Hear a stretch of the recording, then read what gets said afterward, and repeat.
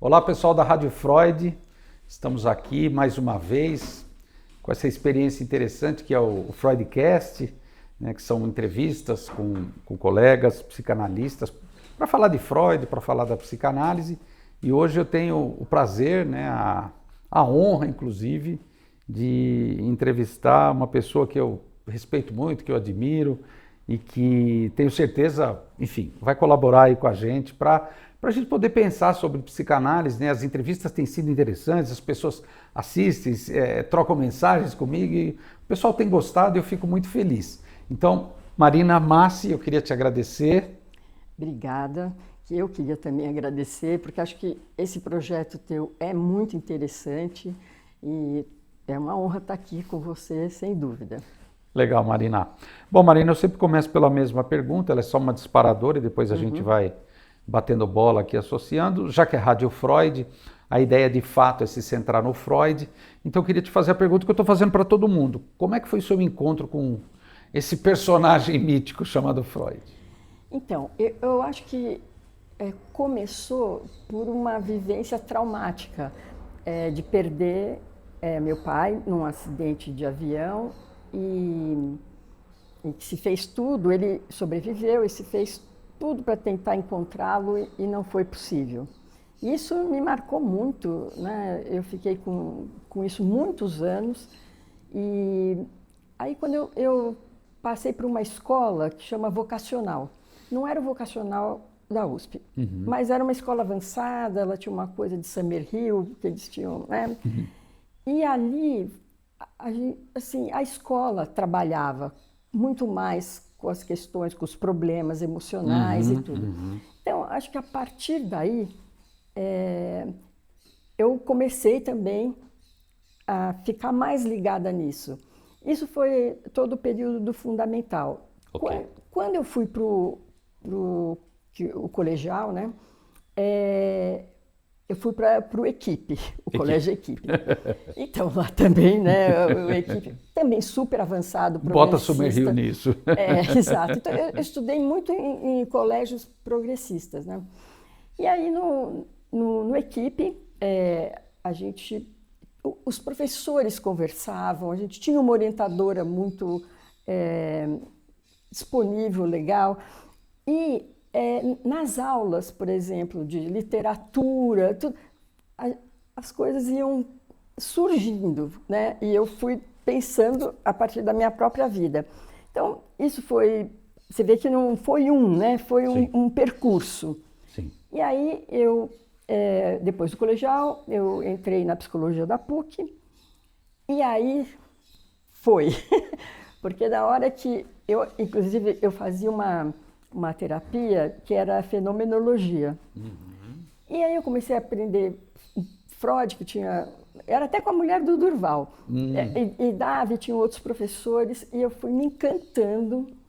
E eu lembro que um dia esse terapeuta falou para mim, olha, eu acho que você devia fazer psicanálise. Então foi um momento também muito especial e que a partir daí foi, não é? E eu também entrei nas ciências sociais, então eu acho que era uma junção muito fértil, né? E então o Freud continua aqui comigo. Marina, me explica, por que você estudou psicologia e ciências sociais? Foi ao mesmo tempo? Eu entrei primeiro na psicologia e depois eu entrei nas ciências sociais. E eu tinha uma ideia, eu trabalhava muito com movimento social, né? Era do centro acadêmico, naquela época eu estava lá na missa do Eslog, então assim, tiveram assim, muitos momentos importantes. E eu achava que era importante eu entender o lado da sociedade, do social, e na psicologia mais a questão individual, que eu não achava também que deveria ser só individual, mas eu achava que casava muito bem. E realmente foi um instrumental bem importante para mim, de entender as instituições depois. Sim. Né? Você acha que isso, de alguma maneira, hoje, olhando para trás, pensando que você é uma clínica, você é uma psicanalista, você acha que te ajudou clinicamente esse começo, essas duas experiências, psicologia e ciências sociais, como é que você acha que elas te ajudaram até o dia de hoje em termos clínicos? Como é que você pensa isso? Então, eu acho que as ciências sociais, ela me abriu novos horizontes, né?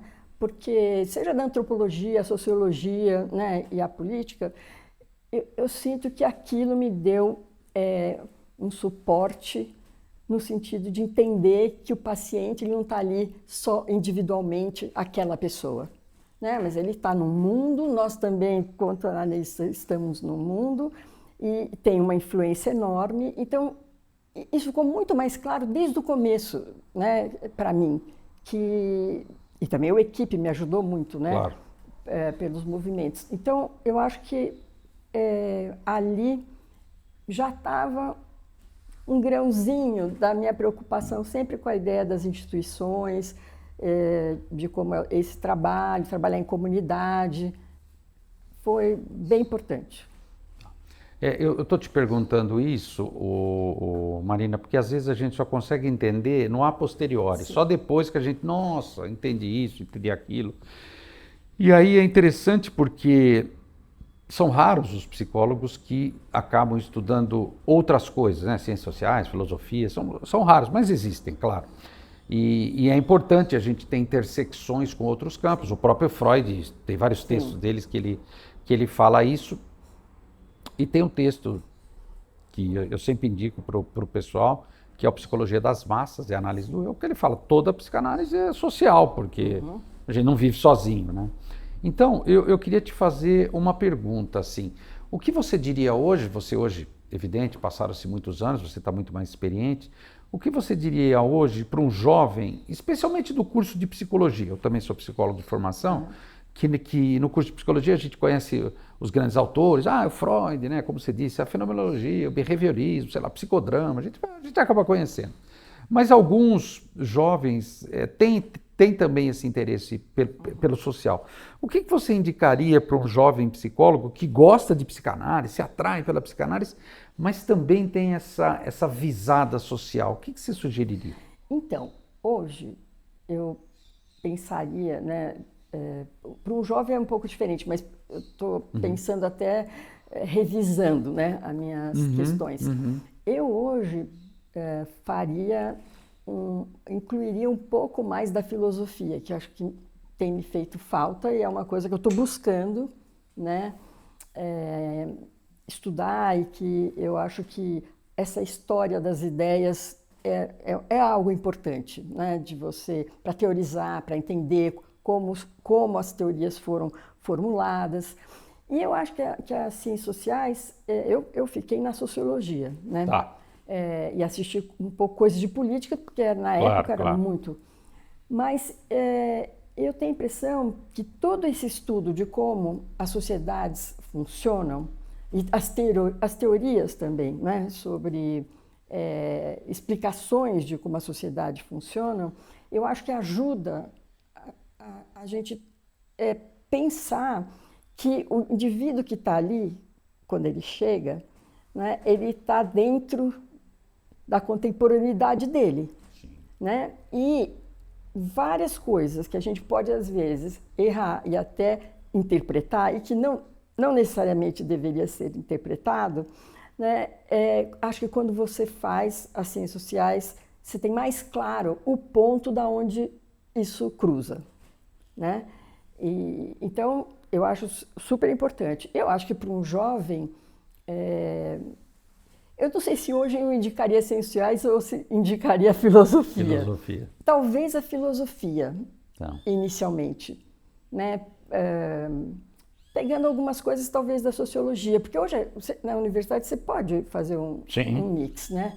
Então, eu acho que eu caminharia por aí.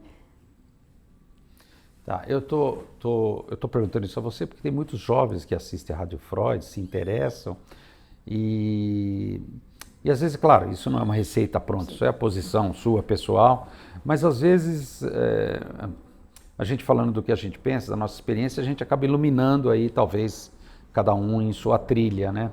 Porque O próprio Freud, num texto chamado A Questão da Análise Leiga, ele até brinca lá com o interlocutor imaginário dele lá.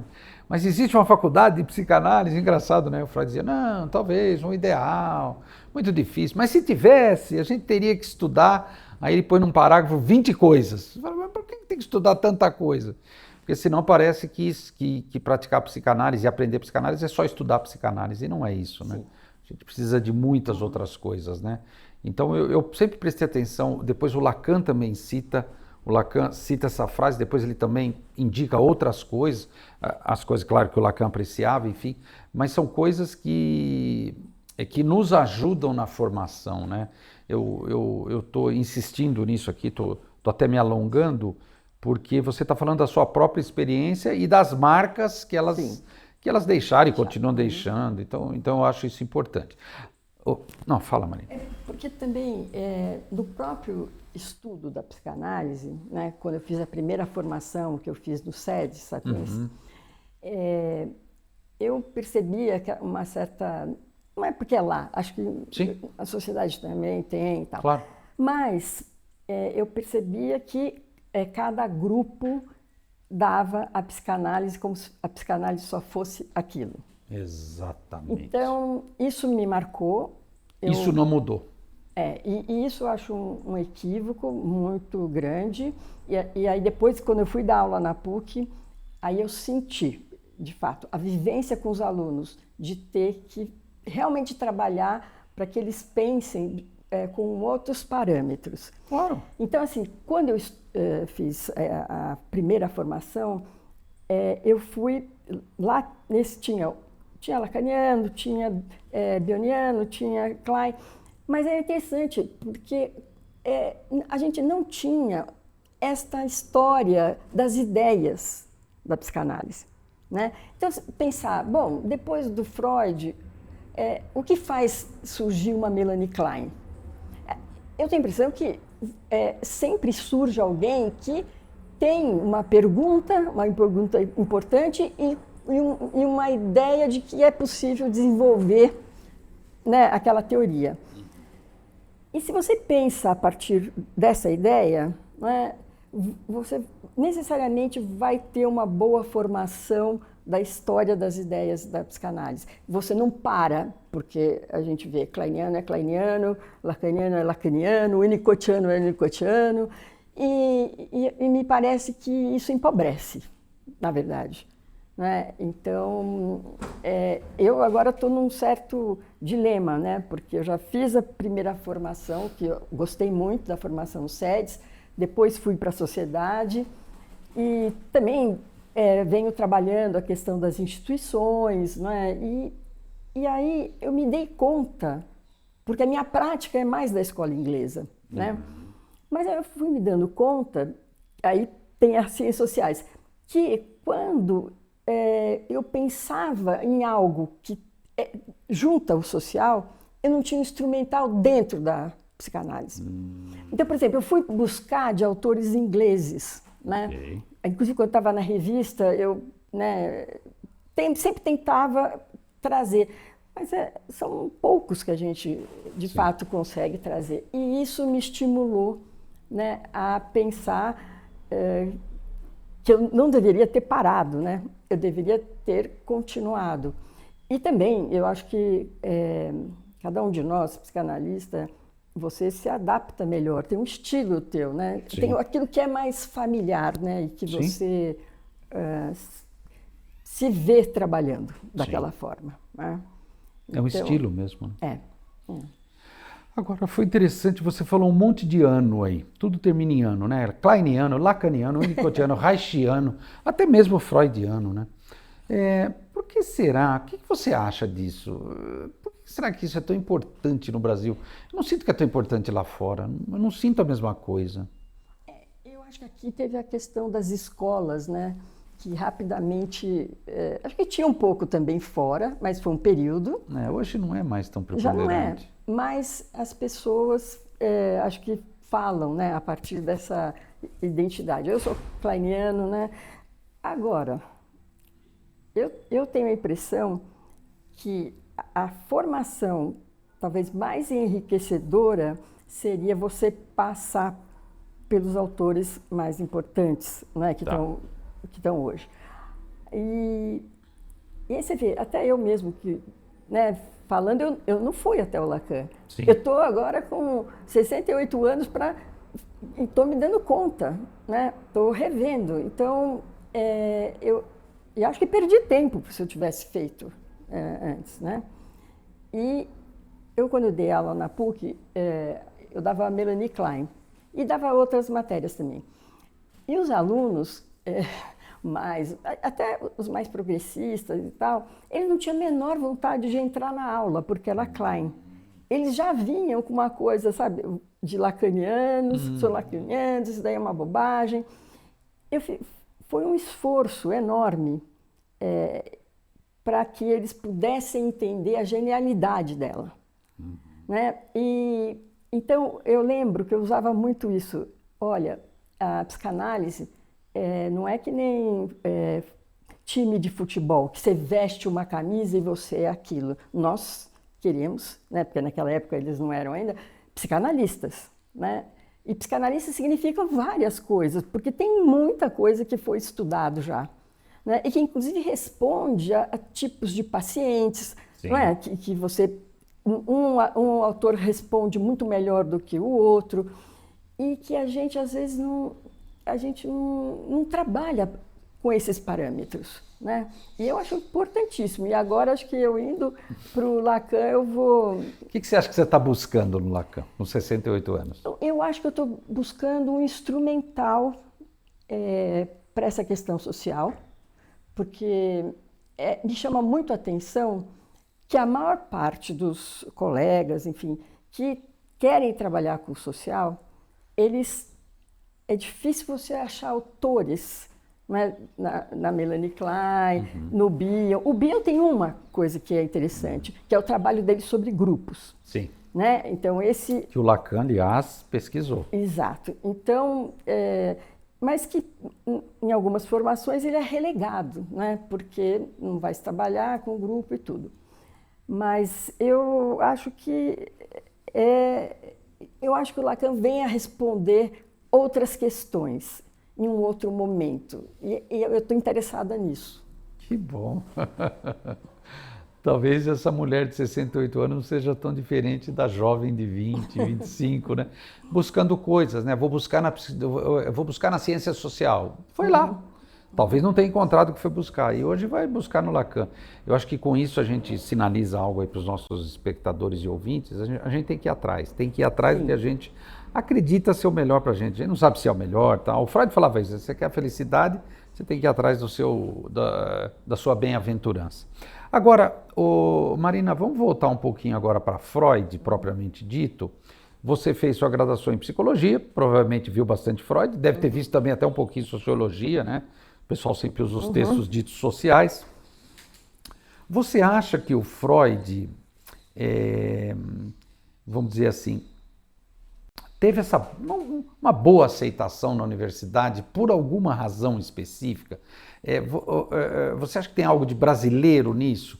Porque isso vem desde o Durval Marcondes. Talvez tenha com a história até da psicanálise, exatamente, né, que tem uma história no Brasil, né, da psicanálise se constituindo ali, abrindo espaço. Né? Então, acho que tem por esse caminho. Mas eu acho também que tem pela questão do inconsciente, que os alunos, eu percebia, eles usam muito a ideia, o conceito, inclusive às vezes para compreender outras terapias, outras teorias. Então isso me chamou bastante atenção, né? Que é interessante que a Melanie Klein ficou meio execrada, mas o Freud realmente tem uma aceitação, é um instrumental e até nas artes, outras matérias que a gente tinha, né, na própria faculdade, sempre estava conectado. Com Freud. Eu percebo isso até hoje. Isso é uma coisa incrível, né? Então, eu acho que os alunos estão muito certos, né, de realmente buscar... Eu sempre pergunto, numa universidade grande, claro, no departamento de letras, Sempre tem alguém que estuda Freud. Sim. Não, ninguém estuda Skinner no departamento de letras. Porque acho que é a ponte, né, do Freud, da psicanálise com a cultura, né? Então, ali realmente... Sociologia nem se fala, os textos sociais. Os textos são nem muito interessantes. Sim. Agora, Marina, eu queria que você falasse um pouquinho, você falou um pouquinho do seu começo, do seu percurso, aí você foi avançando, claro, se formou, etc., se graduou, provavelmente começou a trabalhar com consultório, mas você sempre fez coisa, depois fez o mestrado, doutorado. Eu queria que você falasse um pouquinho desse percurso pós-graduação. A hora que você se formou, como é que foi sua vida aí depois? Me conta. Então, eu queria muito trabalhar na clínica, né? Mas eu tive experiências também que foram importantes na formação, de trabalhar, por exemplo, ter uma supervisão num equipamento, né, num dispositivo da prefeitura, na época do Montoro, né, que nem vai lembrar o Montoro, mas enfim, a gente fez muito e era através dos SEDES. Então, eu acho que também eu procurei sempre fazer essa junção entre a psicanálise e a sociologia. E acho que isso foi acontecendo. Na clínica, quando eu iniciei, eu sempre deixei uma parte da minha clínica para atender lideranças de movimento social. Interessante, fala disso. Então, isso foi para mim realmente um aprendizado super importante. Isso, né? Porque era muitos anos atrás. E fui muito questionada pelos pacientes, que inclusive hoje é o que se está falando, né? Então, tinha uma pessoa, uma mulher negra, né, que vinha de longe, pegava trem, era um esforço para vir, né? E eu aprendi muito com essa paciente, não é? Porque a questão do racismo estava lá. Aí a gente pode pensar também a questão do social, né? Estava lá. E ao mesmo tempo que ela vinha carregada de vivências do social, ela queria a psicanálise. Então também foi um aprendizado, né? No sentido de acreditar nisso. Ela ficou alguns anos e a gente trabalhou muitos aspectos. E também eu tenho a impressão que a análise ajudou a trabalhar nos movimentos sociais de uma forma menos agressiva, sabe? Conseguindo aglutinar as pessoas, com um senso crítico. Então, assim, foi um ganho. E eu aprendi muito. E eu tive uma época que meu segundo filho nasceu com um probleminha e eu tive que mudar o consultório para minha casa. Tá. Então, tinha uma coisa separada e tal. Claro. E um dia, ela passou no portão e ela viu, né, o sapatinho da criança. E daí ela falou, seria muito difícil pensar num bairro aqui que eu visse um sapatinho e a pele, né, negra e tal. Negra. Então, eu era questionada muitas vezes. E também tem um aspecto importante, porque ela me procurou, na época, porque ela leu meu livro, que é o meu mestrado, que exatamente trabalhava com a questão das mulheres, né? E que tem muito dessa mistura da sociologia, não é, com a psicanálise. Acho que ali foi um ponto muito importante para mim.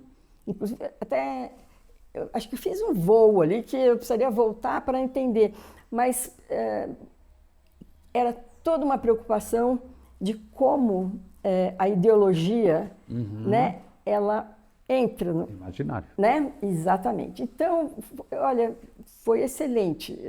Foi uma coisa que e também criei uma metodologia para acessar, né, as pessoas. E ela leu e gostou muito. Outras mulheres também vieram, mas ela me chamou muita atenção por ser uma pessoa de movimento social. Então, eu fiquei muito feliz, na verdade. Agora, quando você marca e demarca, Leandro, eu atendia lideranças de movimentos sociais. Não sejamos ingênuos, você está dizendo. Não coincide com o paciente médio da psicanálise. E aí você fez uma escolha, né? Vou também destinar uma parte da minha libido para esse público, vamos chamar assim. Você acha que para o psicanalista sair desse consultório classe média, que é uma bolha, né?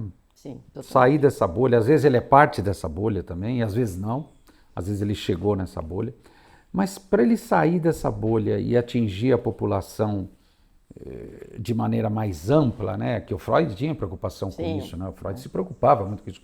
Como é que a psicanálise pode sair das elites que têm dinheiro, essa é a verdade.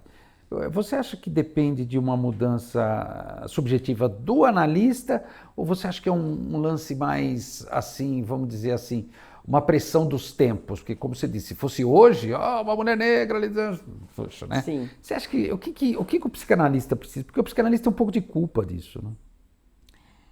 Olha, aí eu não sei, essa experiência da sociologia, né, com a psicanálise, ela sempre me colocou esse desafio, não é? Então, eu pensei muitas vezes de ter algum espaço em que a gente recebesse pessoas, né, e pudesse atender, que tivesse colegas que trabalhassem conjuntamente.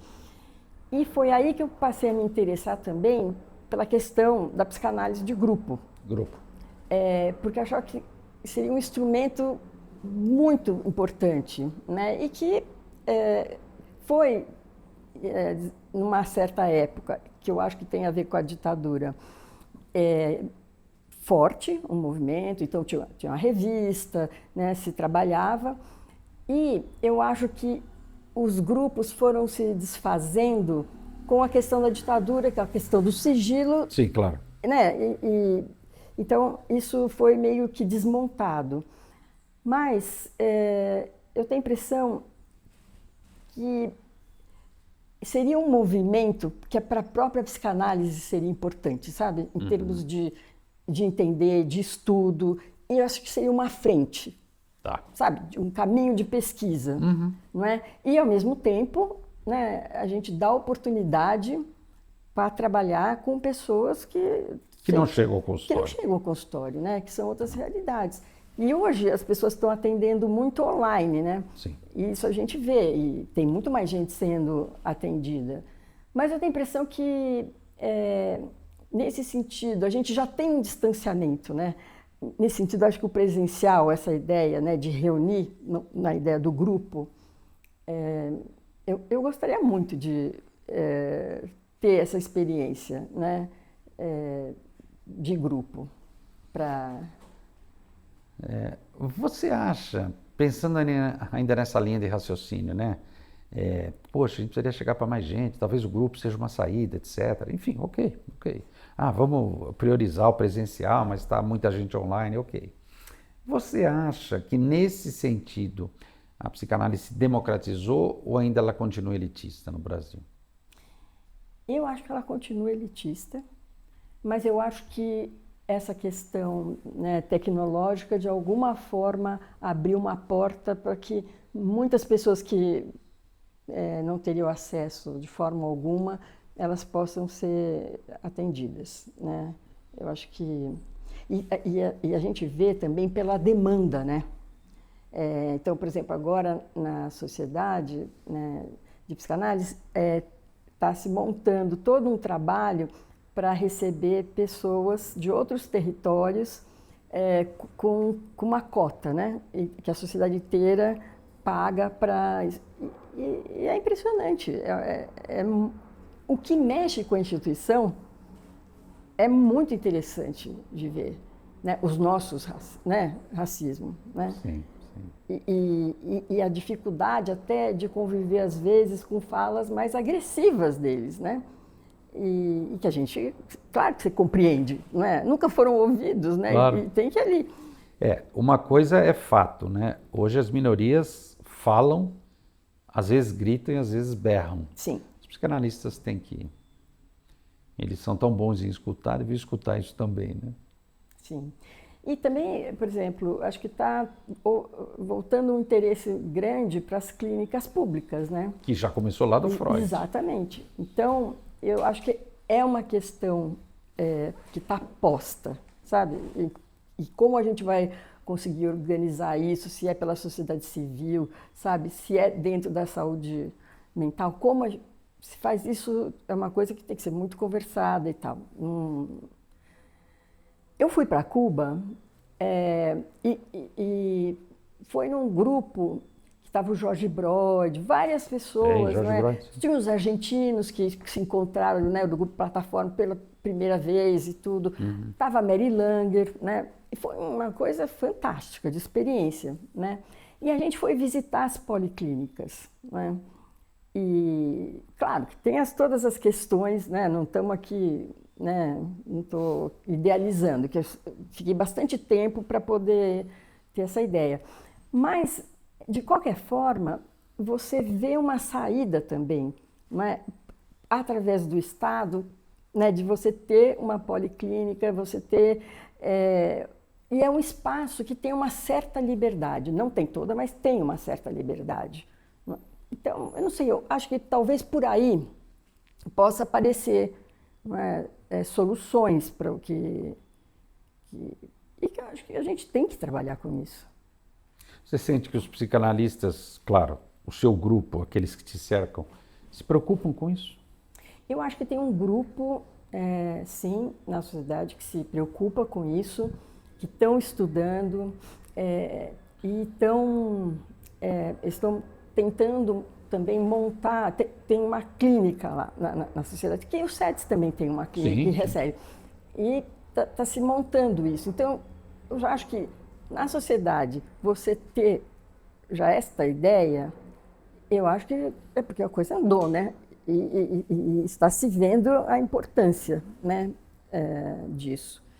Então, e o que me chama a atenção é porque a gente não tem no currículo, ficou totalmente de fora. Agora que tem alguns colegas que estão estudando o pessoal de Lyon, né, os franceses, e que você começa a perceber que está circulando, né? E que eu acho muito interessante.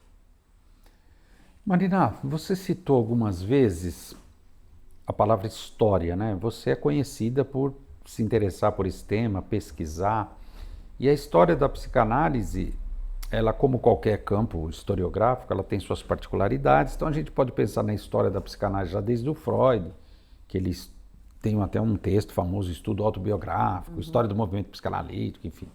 E tem muitos historiadores, né, que escreveram, a Rodinesco, há pouco tempo atrás, sobre o Freud, o Peter Gay.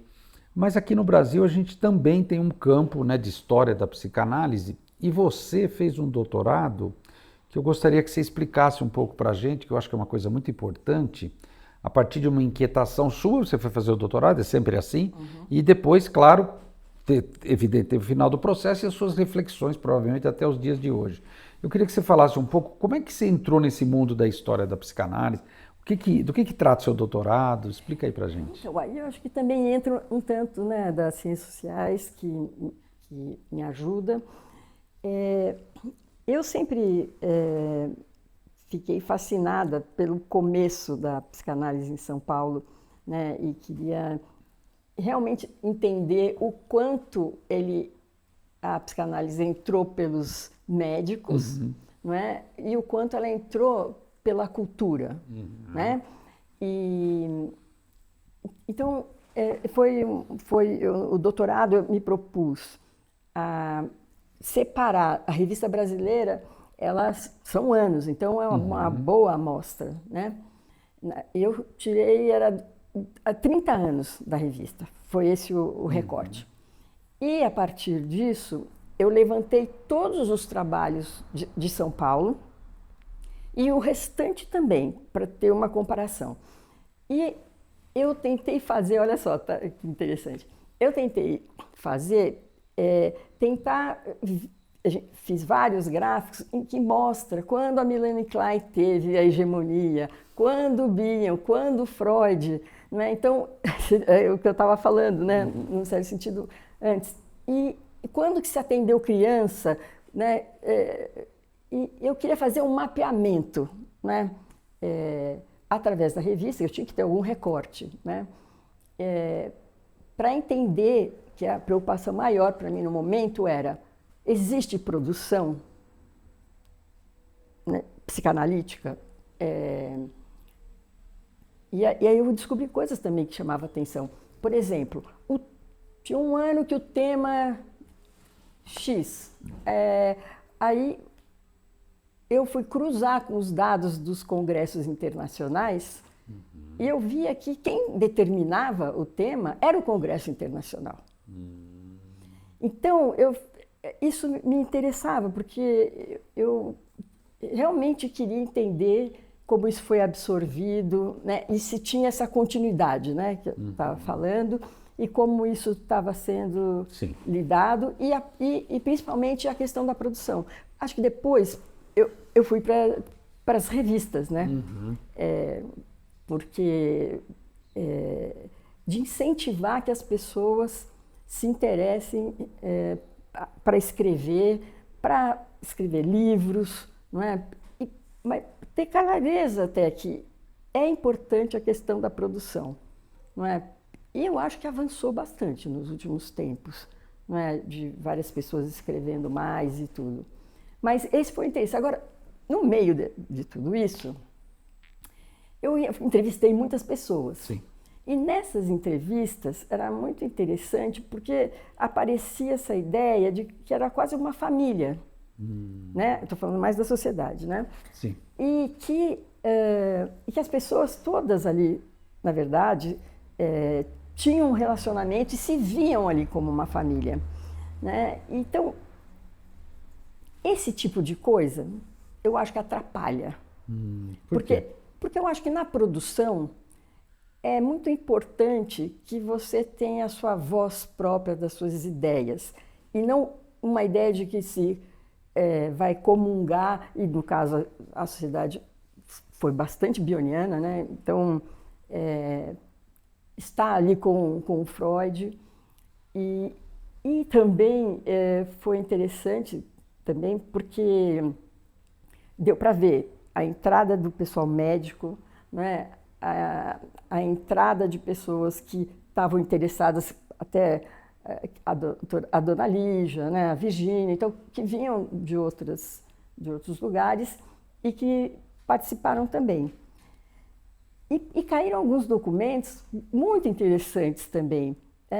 Num determinado momento eu consegui descobrir um caderno onde tinha todas as contas, a contabilidade da sociedade, do início, sabe? Então dava para ver também qual era o preço das análises, não é? O quanto cada candidato pagava, que é uma coisa que a gente não fala tanto, mas ela é muito importante, né? Claro, porque sem dúvida. Ter acesso ou não passa por isso também, né?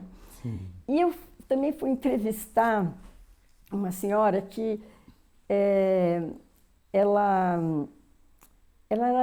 era esposa, vou lembrar do nome dele, de um empresário que ajudou muito a psicanálise no Brasil, né? Que patrocinou coisas. E as reuniões eram muito na casa dele, né? E a descrição dela é fantástica, porque ela fala assim, então, eles chegavam aqui, ficavam conversando, tal, tinha uma mesa maravilhosa, farta, essa ideia também da família, né? E que eles tinham contato com o jornal, né? Isso também foi muito importante, esse contato com a imprensa, porque realmente abriu um campo, né? E a Virgínia, por exemplo, escreveu muito, não é? Ela fez muitos programas, né, no rádio e que virou, né, um livro, ela está transcrito.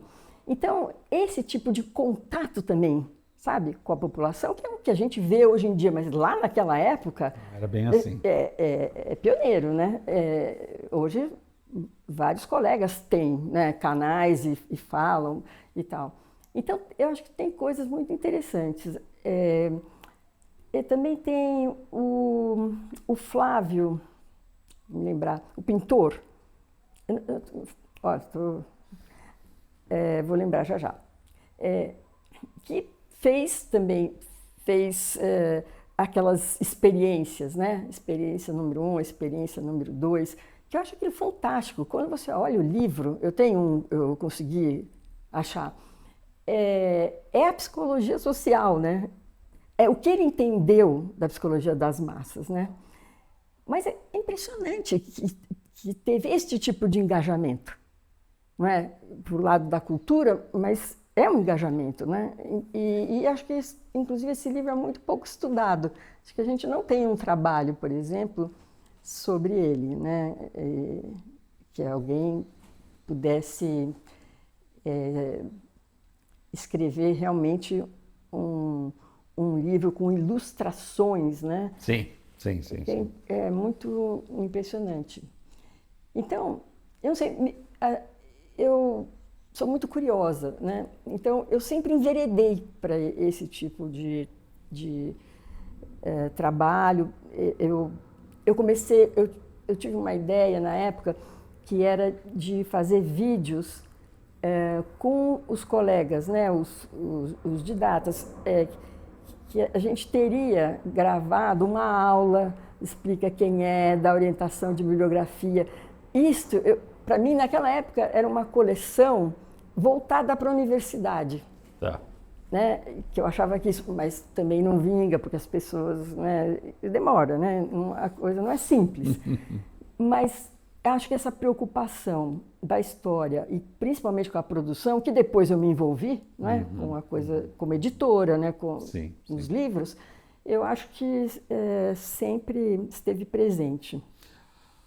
Ô Marina, nesse doutorado, só para a gente finalizar essa parte, você pesquisou, enfim, as revistas, você já vai falar aí dessas revistas atuais agora, você sempre foi uma pesquisadora nesse sentido, né? E te chamava atenção que certos temas não surgiam, outros se repetiam, outros nunca.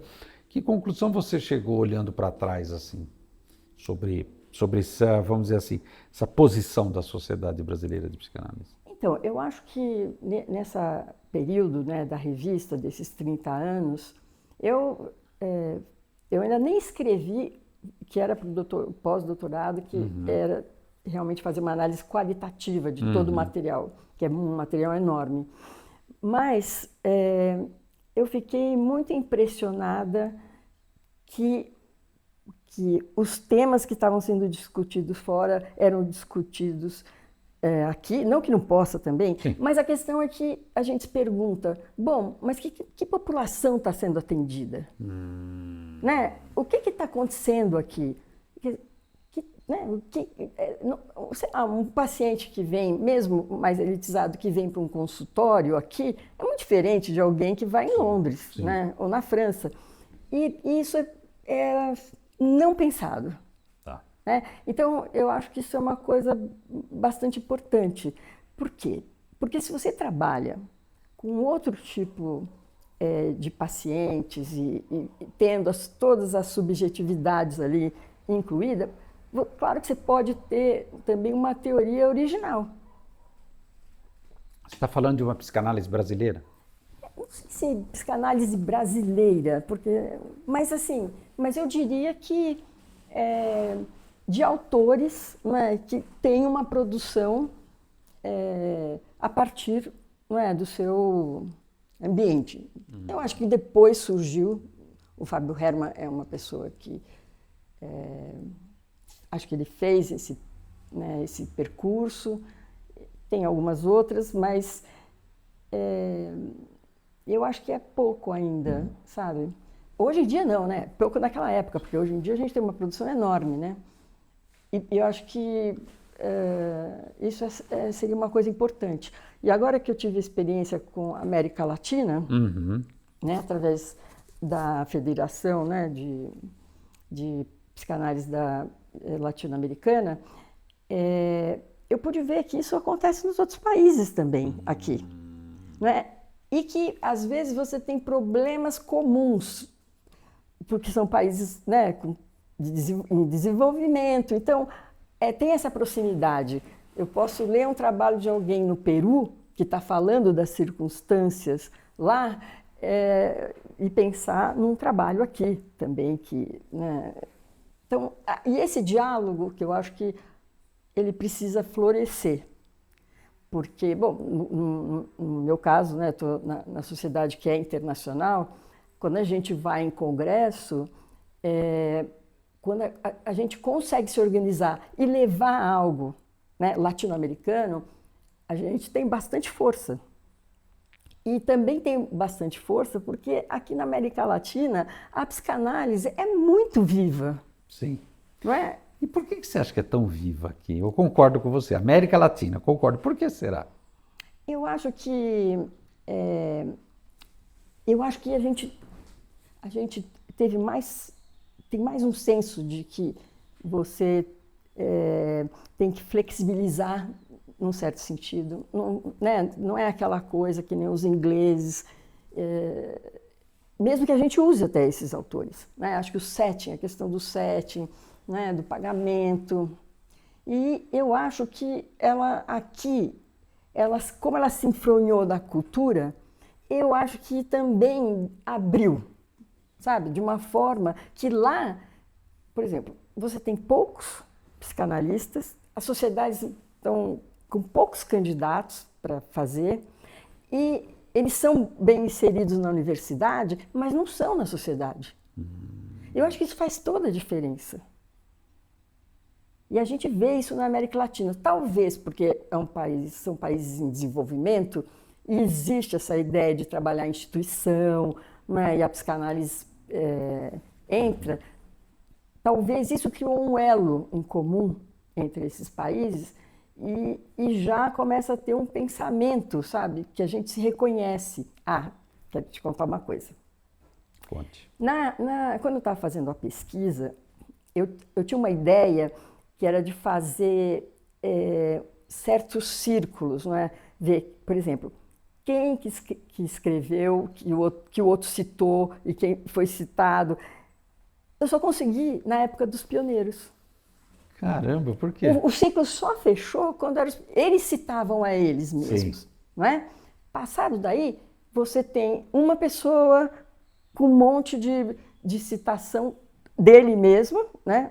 Porque no final tinha todos os livros da pessoa e, assim, não tinha. A gente não via no colega que seria... E isso eu também tirei da leitura do Melanie Klein 1 e 2, né, quando a Spilos faz isso. E ela tinha uma formação, né, enfim, antropóloga, né, e que eu acho que tem essa maneira de olhar, né? E foi muito interessante, porque daí a gente vê, não só eles se citavam, e quando um tinha, que cunhava um conceito, era discutido no grupo se aquele conceito, né, realmente, ou se teria algum outro autor, porque eles estavam trabalhando nos mesmos temas, né? Então, eu acho que falta isso. Eu acho que a gente já está bem mais adiantado, não é que não ocorra, mas eu acho que a gente ainda dá mais valor para a produção externa do que interna. O que Nelson Rodrigues chamou de complexo de vira-lata. Exatamente. Agora, Marina, está sendo interessante acompanhar o seu percurso. Você, além do traço da curiosidade, você mesmo falou, sou muito curiosa, você também é uma realizadora, né? Sim. E o psicanalista, isso é uma posição pessoal minha, estou falando em meu nome, Leandro, Sim. Isso é o que eu acho. Eu acho que ele tem que ser realizador. Não precisa ser pavão, isso não é aparecer, se exibir, ao contrário disso. Mas, de fato, produzir, realizar e depois mostrar isso. E uma das características mais interessantes, eu acho, da psicanálise brasileira, talvez latino-americana, né? Você está na FEPAL, que é a federação, né? Das sociedades da América Latina, é a produção teórica, né? Vamos dizer assim, tanto por via de livros, de revistas, e eu tenho certeza que agora também isso vai chegar eletronicamente, as revistas ficam disponíveis eletronicamente. Então, eu queria que você falasse um pouquinho aqui, a gente até separou, né? Você tem uma coleção agora, né, pela editora Blusher. Essa coleção, ela também tem um caráter histórico. Me conta.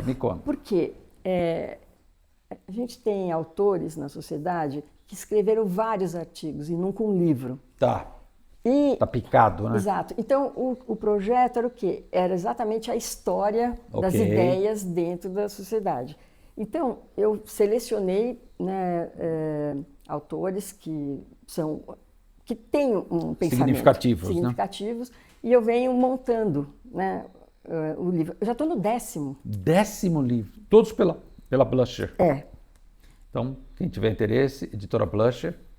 E tem tido boa receptividade? Tem. A gente, e principalmente quando vai para congressos e coisas que pessoas de outros estados, né, eles acham sensacional e aí querem, né, porque você lê um artigo, mas você não tem realmente... Esse autor, o Márcio Giovanetti, quando eu falei para ele, olha, eu gostaria de fazer um livro, ele virou para mim e disse assim, livro? Eu não tenho nada. Aí eu falei, não. Ele acha que não tem nada. Olha, vou te surpreender que vai sair um livro e você vai se ver como autor. Você percebe? Assim, claro que ele poderia ter produzido por ele mesmo, claro. Né? Mas falta essa ideia, né, de que a gente pode produzir, que tem um valor, né? Então, essa coleção, e ela vai ser, num certo sentido, um grande arquivo das histórias das mulheres. Entendi. É interessante você falar isso, porque era isso que o Freud queria com a Verlag, né? Que fosse tudo publicado para que fosse um arquivo para as futuras gerações, e de fato a gente tem acesso por causa disso, não só o Freud, né? Sim. O Lacan mesmo, ele insistiu muito com a Manoni para que ela lançasse o livro A Criança Retardada e a Mãe. Ele disse, você precisa lançar esse livro. O Lacan tinha uma coleção e foi o primeiro livro, não é de graça que o Lacan insistiu tanto, a necessidade do psicanalista escrever e registrar. Interessante esse colega aqui dizer, eu não tenho nada, imagina. Não, foi impressionante. Por que ele acha que não tem nada? Exato. Agora, o Jornal de Psicanálise, olha aqui, número 91, volume 49, isso aqui é uma coisa muito antiga, de quando eu estudava psicologia eu já acessava isso, né? Na época a gente assinava a revista e chegava pelo correio, aí tirava xerox, tudo acabou, né? Ainda existe o papel, mas obviamente está na internet, né? Me conta um pouco aqui, como é que é? Você lida muito com o Jornal de Psicanálise, né? Você, enfim, faz parte também, agita os colegas, como é que é? O jornal, a gente fica, se tudo der certo, 4 anos. 4 anos. E eu fiz uma coisa que eu convidei os colegas jovens. Tinha gente que eu nem conhecia, mas foi a indicação de colegas jovens. Então, é um pessoal que começou essa parte de publicação comigo, né? E também no jornal eu fiz várias mudanças, incluí uma seção de história da psicanálise. Não sei se nesse daqui tem, que também junto com o acervo da sociedade. Tá. Então, ou algum autor que escrevia sobre história da psicanálise. Eu fui colocando, né, alguns... essa acho que... E depois pegou, né? Realmente é extremamente importante a história da psicanálise. E também consegui fazer cinema e consegui trazer vários comentadores, críticos, enfim, que não eram só do Brasil, que era essa ideia de ter uma troca, né? Agora, eu acho que o que fez a diferença é o fato de a minha equipe ser jovem, sabe? Por que você acha isso? Porque, o meu lado político, porque eu achava importante formar quadros. Esse termo, hein?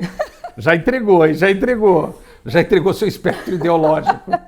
Porque, assim, eu tenho a impressão que às vezes acontece de as transferências com os analistas levam pessoas muito interessantes para outros caminhos. Então, eu achei que ali era um grupo muito bom, muito potencial. E aí a gente foi criando o jornal juntos, né? Depois, quando eu fui para a Revista Brasileira... Que é isso aqui, que vou mostrar agora aqui. Aí como é que foi essa revista? A revista significativa. A Revista Brasileira foi um trabalho enorme, porque a gente, graças a Deus, já tinha essa equipe. Eu levei para a revista, né? Então, eles hoje, uma das colegas que começaram, jovens, ela é a editora. Então, isso que eu estava chamando de formar quadros, né? De pessoas que dão continuidade. Claro, né? Claro. E a revista tinha um problema sério, porque ela era vista na sociedade como um veículo de publicar os artigos dos psicanalistas da sociedade. E quando eu entrei, eu comecei a vislumbrar a possibilidade da revista ter os artigos dos colegas, mas ela ser uma troca com pessoas de outros estados, com a universidade, convidar pessoas de fora também que pudessem participar. E isso fez uma mudança, né? Além disso, a gente estava na pandemia, por exemplo, lançamos 2 números sobre a pandemia, dois de política, mas também fizemos um de família, fizemos o do suicídio. A gente pegou temas que a gente considerava bastante importantes. E a revista, ela cresceu muito daí. A gente passou a vender muito mais, né? Porque e chegava nos meus ouvidos, fulano está usando esse texto que está aqui na universidade. Para mim era uma felicidade, né? Então a gente tentou ao máximo fazer essa troca, né? Com o pessoal da universidade, e eu fui meio pressionada, não era tão tranquilo isso. Mas eu acho que depois as pessoas foram percebendo que também a sociedade passava, né? E aqui é FEBRAPS, né? Que é a Federação Brasileira, né? Que passava realmente a ter uma presença, né? E daí também teve a questão da gente indexar, né? Que foi um trabalhão, mas a gente acabou indexando, né? E também uma questão que até hoje está se discutindo, que é como que você publica casos clínicos. Sim. Né? Questão não resolvida. Não resolvida. E, então, essa foi uma coisa importante, porque eu fui consultar advogados, trabalhamos com isso, e daí fizemos realmente as orientações de uma forma mais criteriosa, sabe? Para conseguir publicar casos clínicos. Então, isso também cresceu, né? E sem medo de ser processada, né? Porque já ocorreu em outras situações. Claro. Né? Isso é um problema. Agora, Marina, você tem um percurso institucional muito forte, né? Acadêmico também. E o seu consultório? Como é que fala um pouco aí da Marina psicanalista? Como é que é você e o paciente? Então, eu adoro atender, e acho que também momentos que eu tive de crise, né, familiar ou pessoal, eu falava, nossa, que bom que eu tenho consultório. Por quê, Marina? Porque eu conseguia trabalhar, eu conseguia fazer alguma coisa bem. Quando o resto estava caindo no mundo, mas parece assim, entrar aqui, sabe, estar ali com o paciente, me salvou em várias situações. E o consultório, no início eu tentei atender um pouco de criança para ver como seria. E depois eu fui focando e acabei ficando mesmo com jovem adulto e pacientes idosos, mais velhos e tudo.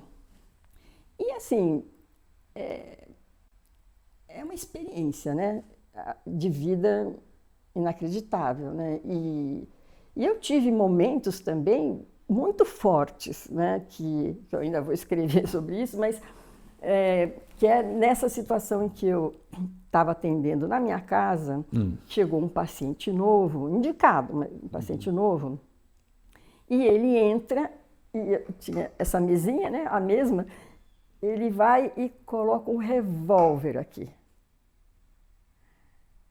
E aí, né, aquele clima, aí eu falei para ele, olha, eu estou me sentindo um pouco perturbada com essa arma aí, acho que eu não vou conseguir trabalhar. Então, você me dá licença que eu pedi para você deixar do lado de fora. E foi um jeito de se apresentar tão forte, né? Porque o que veio de material era também isso, né? Entrar o carro num caminhão, eram todas essas situações. E é uma questão também, né? Que eu me perguntava, eu dou conta de atender um paciente como esse? Então, eu acho que um aprendizado também foi esse. eu funciono melhor com algum tipo de paciente e outros não, né? Então, foi um aprendizado também meu como pessoa, né? Porque aí você pode pensar várias coisas. E eu tive também uma outra experiência mais recente, que eu também vou querer escrever.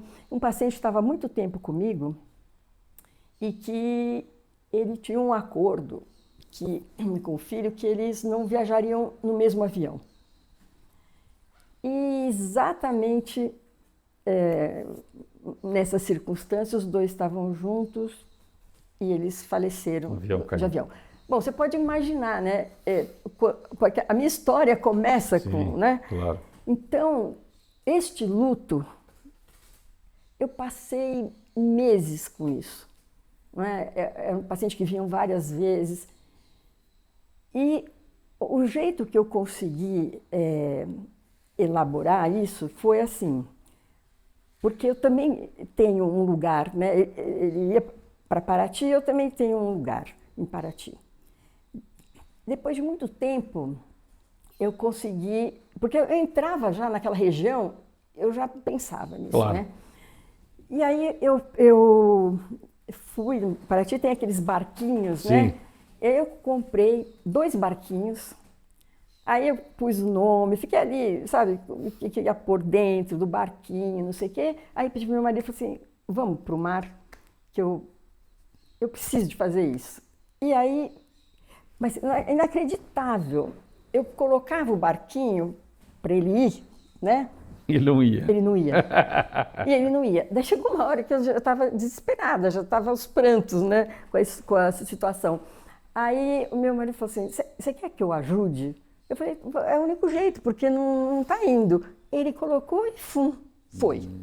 Então, assim, foi uma situação muito nova para mim. Não é? Eu nunca tinha perdido um paciente, né, até então. E eu acho que e aí eu quero contar um pouco como é pro analista, né? Esse tipo de experiência. Marina Massi, está na cara que esse livro vai sair, questão de tempo. Bom, Marina, não parece, mas já passou 1 hora e eu gosto sempre de, no finalzinho, agradecer novamente a participação, o aceite aí do desafio. E eu gosto de deixar um espaço para a pessoa, enfim, poder trazer as palavras finais. Então, a palavra é sua, Marina. Palavras finais. Eu acho que um dos aprendizados importantes também é a abertura, se manter aberto para situações. Seja que vem no consultório, seja fora. Não é? Eu acho que a coisa mais importante para um analista, além da sensibilidade, né, além de você acolher, eu acho que é de uma abertura.